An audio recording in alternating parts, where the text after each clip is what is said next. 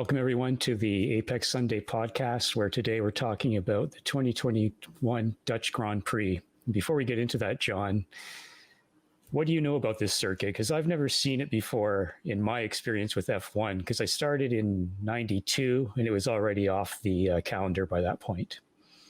It's changed from its original configuration, but it's a beautiful track. That's my kind of track. It's old school.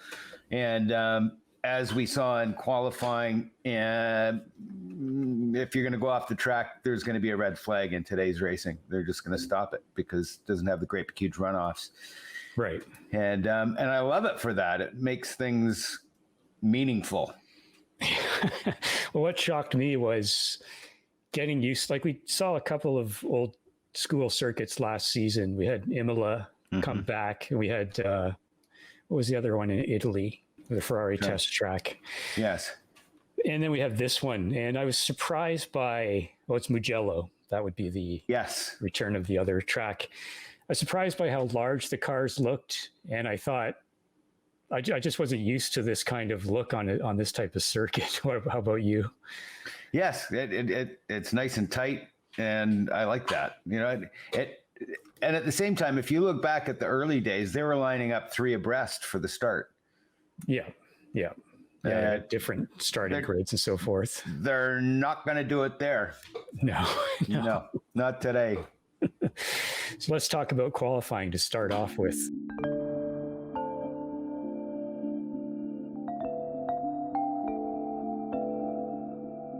And that was very interesting because, again, the different lines, particularly through turn 3, where they go up on the high side for the most part, though we saw that change in the race. But Q1, Perez, a bit of a surprise, didn't do too well in Q1.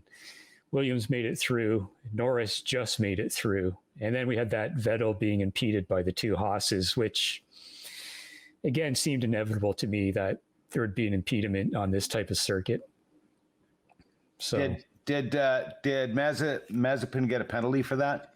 I don't think so, but he blamed Schumacher for it, and there's some bad blood between those two at the moment. Clearly.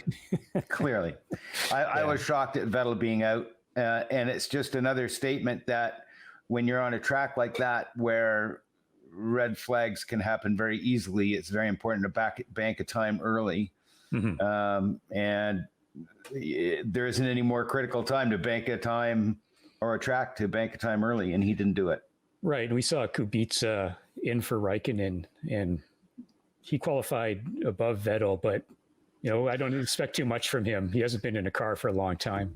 Well, not only that, when he did come back for one season, he was a perennial backmarker.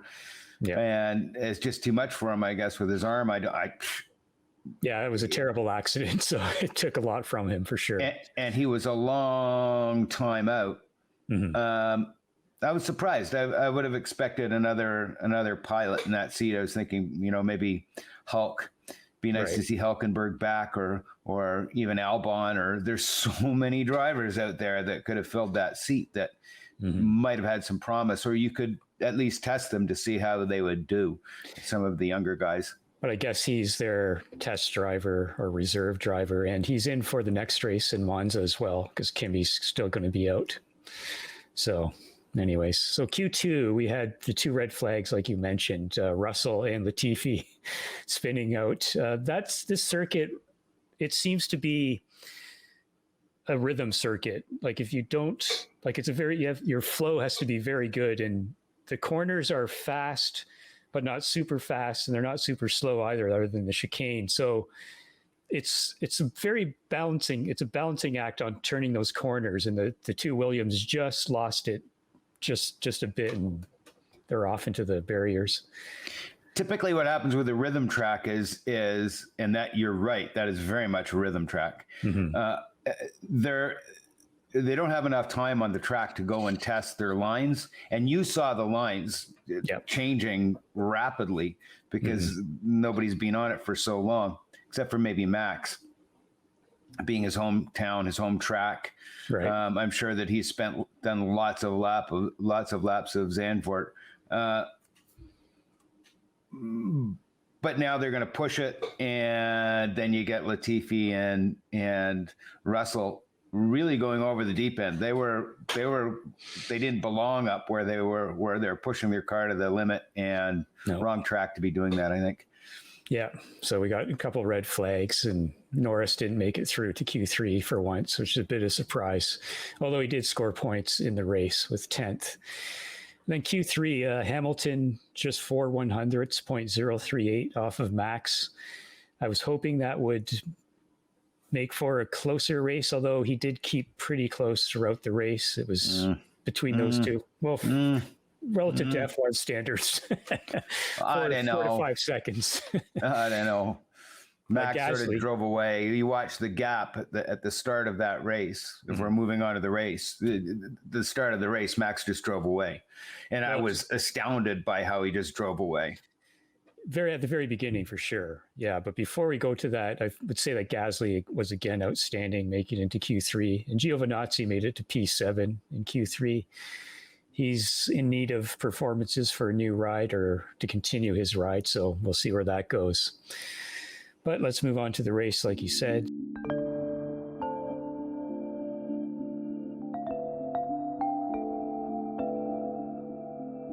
Again, the start was pretty interesting. Max definitely made a gap very quickly. He was over a second in front of Lewis on the first lap alone. But I found after that, Lewis kept it between 2 to 5 seconds on and off until the end, where he went in for some tires. So Ricardo had some problems on the formation lap and in the race, but those seemed to go away. He saw his engine puffing up. Fernando was pretty impressive in turn 3 at the first lap. We had Perez doing that big lockup. But by lap 9, speaking of an old school circuit, the top 6 were already very spread out. By lap 28, the Ferraris who hadn't pitted were over 20 seconds behind Lewis, who already had pitted. And at the end of the race, all the drivers were lapped except for the top 3. What did you think of the race overall? It's a short lap as well. It is. That's why it's 72 laps, right? So so I'm not surprised at the lapping. I am surprised a little bit at the huge gaps right at the start. That kind of amazed me. And Alonso's start, the in-car of that is worthy of watching over and over and over and over and over again. I mean, the man is just a god. Yes. I am happy that Bottas was a good boy and held up Max for a while. Yeah. And then there was him going for the fastest lap and getting the fastest lap, and them telling him to abort. He'd already had 2 purple sectors. There was 1 to go, and he didn't go purple in he slowed down. He didn't get a purple in the last sector. And Jensen Button brought up a good point that it's 1 point, and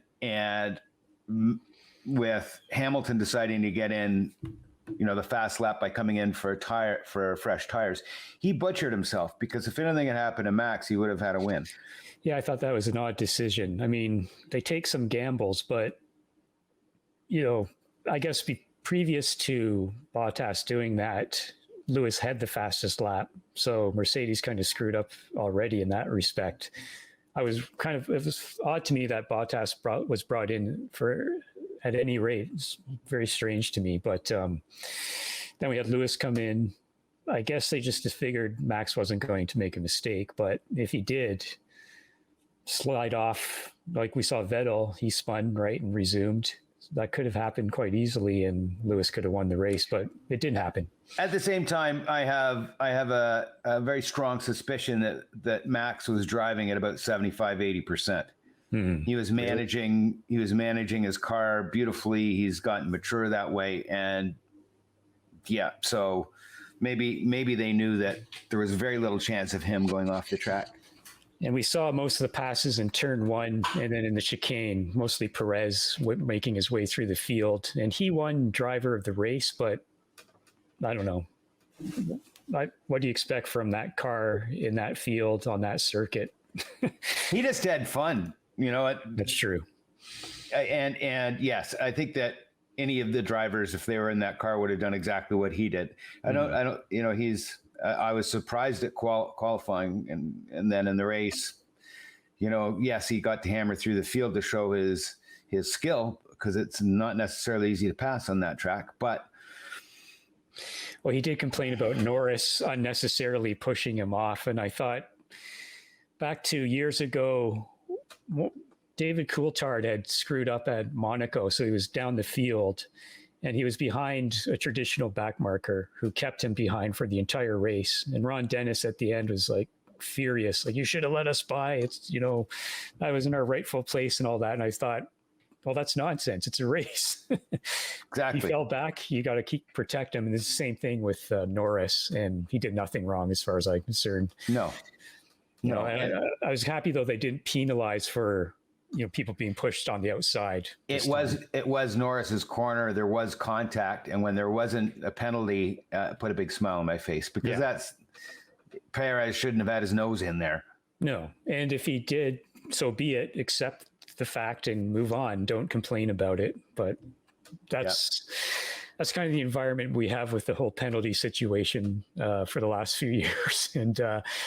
I don't know about IndyCar, but in Formula One and MotoGP, it's what's going on with these penalties and so forth. I don't know if you heard about the Superbike penalty. Where, the Yamaha rider, he'd won all 3 races for the weekend, and he went off on the green very slightly, and then he was passed, and then he passed again at the end of the lap and won the race.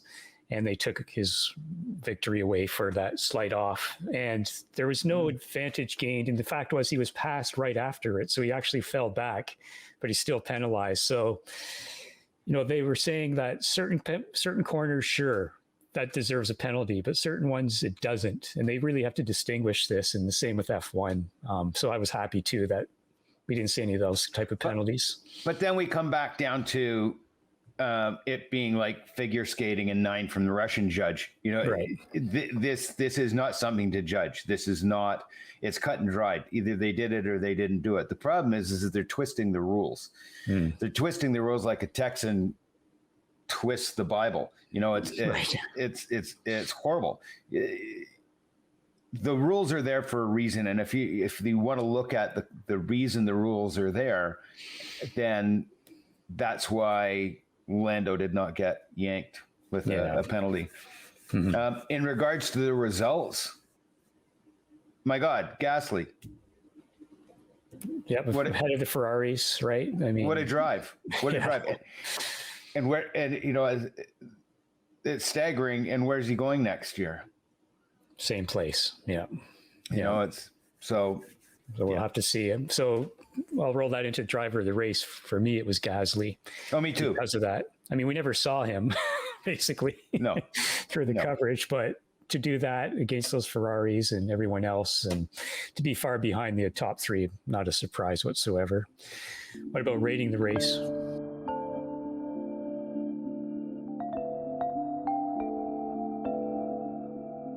I'm going to boost it up a little bit because it's an old school track. Mm-hmm. And so it tests the drivers. So I'd probably give it a 4 out of 10. It was pretty boring. It was. And started well, ended kind of well and a bit weird. But between that, it was just Perez occasionally passing people, so and so forth. So, yeah. And Crofty's yelling just is beyond me. Mm-hmm. Mm-hmm. So you're giving it a 4. I'm going to give it a 6. I still enjoyed it a fair amount. Just the nature of the circuit and so forth. And like you say, seeing the drivers on the edge, that was pretty interesting to watch. So I'm going to give it a 6. Bit unusual for me to rate it higher than you do, but there you go. And Kubica finished 15th. Yeah, not bad. Bless him. Yeah. Been out for so long. All right, let's move on to the news.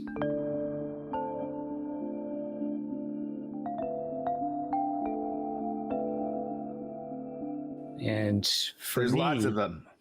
Yeah, well, for me, it's all these. First of all, it's Kimi retiring. I mean, kind of expected. Been in the sport for a very, very long time. We'll both miss him, but he's been in the back for the last after he left Ferrari, right? So, time for him to go, I guess. I miss the interviews. I miss the interviews the most, and I miss the radio. I miss his comments on the radio, and will forever. I mean, he's got such a dry sense of humor. It's I'll miss him. But that created a huge shuffle, and now who goes where, and there's some big changes coming. So we got Bottas filling his shoes at Alfa Romeo. We don't know who the second seat is. It could be Antonio, could be someone else. So we'll see about that. I guess the other big news, because Bottas, so Kimi retires, Bottas moves, Russell moves to Mercedes. So we're back to, well, you said last podcast, you're not sure how Russell will do. I'm hoping that we're back to a Nico/Lewis type of competitiveness between the two drivers. I think Russell is a pretty ethical, responsible young man, and I think he's going to look to Lewis for guidance, and hopefully he'll be a good number two, but like you say, with Nico. And as we both know, Nico, when he beat Lewis for the championship, he did it by some pretty ugly methods of playing mind games with him. Yeah. And that's the only way he could beat Lewis. I can't see George doing that. And there's a chance that George could come out and just slaughter Lewis. I truly believe that. I truly believe that he could come out and do better than Nico did in destroying Lewis. Right. Just by pure driving skill. I mean, the man is very good. But it's Lewis's car. Lewis has been driving it for a long time. Next year, we're in a new car. They're both in a new car. So, yeah. And like I say, to me, it's the suspension. Like that has to change so much because the tires have a low profile now. So they're not part of the suspension as much as they have been up to this point. It's going to be very interesting. Who's going to adapt faster? I'll guarantee you George is going to adapt faster than Lewis. It's possible. It's a brand new car. I mean, Lewis has been driving virtually the same car for 7 years with upgrades, but he hasn't had a quantum shift. Next year is going to be a quantum shift, whereas George has gone from series to series, and he hopped in that Mercedes and drove the wheels off it. At Bahrain last year. Yes. Slaughtering Val. And remember when we saw Ricardo move up from whatever AlphaTauri used to be called, forgotten now, and he's moved to Red Bull. He was instantly much quicker because he had a much better car. So he's moving from a Williams to a Mercedes, and even though the rules are new and so forth, I still think they're going to have a better car than Williams. Likely. Right. Likely. So, but who knows? There's the other factor of talking about the fact that some of these teams stopped developing their car and started earlier on next year's car. Yeah. The big teams, of course, can do both. Yes. But it's going to be interesting to see what those other teams do, like what Renault, Alpine, what Alpine does, what Ferrari does. Mm-hmm. I think Ferrari's got enough money that they've been developing both. Yeah, those two in particular. If we can get Alpine, Ferrari, Red Bull, Mercedes, and hopefully even McLaren very competitive with each other, at least if it's not the top two, then the rest of the top five very competitive, be very good racing. But speaking of Williams, Latifi resigns, and they've got Alex Albon. Pretty good. Right. And I think that's great for Albon. I think that's a way better environment for him. I think that he's a sensitive guy, and I think that he'll do better. Mm-hmm. But yeah, Red Bull signed Perez again for the next season, which, as we already talked about, means Gasly and Tsunoda are signed for AlphaTauri next season. Other than that, Ferrari's going to have the same lineup. Mercedes will have Russell and Hamilton. Red Bull the same lineup. McLaren the same lineup. So, are there any? I guess it's just the Alfa Romeo second seat. There's also Haas. I mean, is Haas even going to be around next year? Well, I think the Eurocali billionaire money will keep them going. And as far as I know, both of those drivers are confirmed for next season as well. I haven't heard that. So that's good news. Yeah. Well, yeah, sort of. I mean, I'm not. They're one of the people who are supposedly working on next year's car all year, and they have Dallara doing that for them. First couple of seasons, they were pretty good. Since then, they've not been very good at all, have they? No. So, and I think that harkens back to the other series and how other series works. How the other series work. Mm-hmm. If you look at IndyCar, if you look at Formula Atlantic, if you look at Formula 2000, Formula 3000, Formula BMW, you build a fast car and you've got a fast car. And is it developed? No, they don't keep developing it. And that's Dallara. That's Dallara's main base, is building those cars. So now they're hopping into F1 and they've got to have a car that they can consistently improve. And yeah, it hasn't happened. So it's strange for a constructor. I guess Haas can't afford to construct it themselves. So I don't know how much they pay Dallara and so forth, but you got to get some results. Like if they don't get results next year, I'm not saying they have to be winners, but they have to improve. But Haas has always just been a team that buys cars in anything that they've raced. So they don't have the infrastructure to do that. Right. Anything else in news? I don't think so. I'm waiting to find out what's going to happen with Toto. Right. Is Toto staying? I don't know. Is Adrian Newey staying? I don't know. Right. I mean, Adrian wanted to retire years ago. Yeah. and they keep on bribing him, and now they've lost things to bribe him with, because he most surely doesn't need any money. No. But they have their new engine project for next season as well, right? So yes. I don't know if that helps them work closer together. Like they're a full constructor as of next season, right? Whereas now it's sort of collaboration with Honda. So now they're like Ferrari and Mercedes and Alpine. I wonder how much Honda is still going to be involved. You know, that is Honda just doing the Japanese thing of saving their saving face and keeping their pride by hauling their name off it, but they're still going to be involved possibly. All I know is that I know they've hired some actual Honda engineers have left Honda for this new venture, which means a lot, must mean a lot to them to leave a company like Honda. But maybe the money is big for these next 3 seasons or 2 seasons, whenever the new engines are going to be made. And we don't know if Red Bull at that time is going to make their own engine, or if they're going to look for a engine constructor again. So I would imagine it's the top. I would imagine it's the top money in the field is working in F1 for the top guys, and also with the promise of being able to work on the next formula, which is coming up. That's got to be pretty exciting too. And how many people have knowledge about that sort of a power plant? Mm-hmm. It's not very common.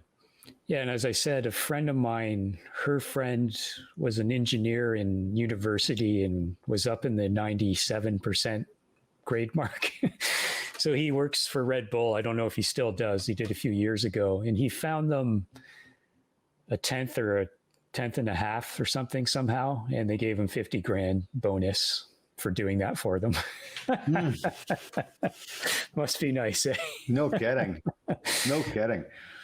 Once you get into that world and you get, money begets money, right? When you have a lot of it. So, I remember years ago, I think it was Steve Matchett, but I could be wrong. One of the commentators put $1,000 on Montoya getting pole position in Germany, and he got it, and it was a 9-1 odds. So he won $9,000. Wow. Off a single bet. So there you go. And that's a different world. That in Europe, the betting is just crazy. You walk down the streets and there's like blackboards with odds on them. Oh yeah. Whenever I see British television, it's like a bunch of animals, like cute fake animals in their ads. And it's half of them are about betting. Bet, and you're going to be happy and all that kind of thing. So yeah. So up next we have Monza and another qualifying race or a sprint race. Yay! So the second one at Monza. It's a good circuit to have a sprint race at, I think. I mean, what an incredible race to have them go balls to the wall there's, no strategy coming into play about coming in for 2 stops or 3 stops or no stops. Well, of course it's gonna have 1 stop, but I like that a lot. And it's going to be interesting. Hopefully we can see, Norris come back. I don't know what happened to Norris at this last track, but he just couldn't get any timing, could he? On the commentators, I think it was Lewis who said that not Lewis, Lando? Jensen said that it's not a hard braking circuit. It's not a slam on the brakes and edge yourself through the corner. It's sort of you ease brakes a little bit and take the corners quickly. He figures that Lando's primary strength is his braking, and he couldn't use it there and couldn't figure it out. But, occasionally a race will be like that. I don't think he'll be fine in Italy. Interested to see how fast the Red Bull is there, because traditionally that's the fastest circuit on the calendar, isn't it? So yes, yeah, we'll see. All right, the Temple of Speed. Yes. All right, we'll talk to you next week about Italy. Looking forward to it. Thank you, Rob. Talk to you later. Bye.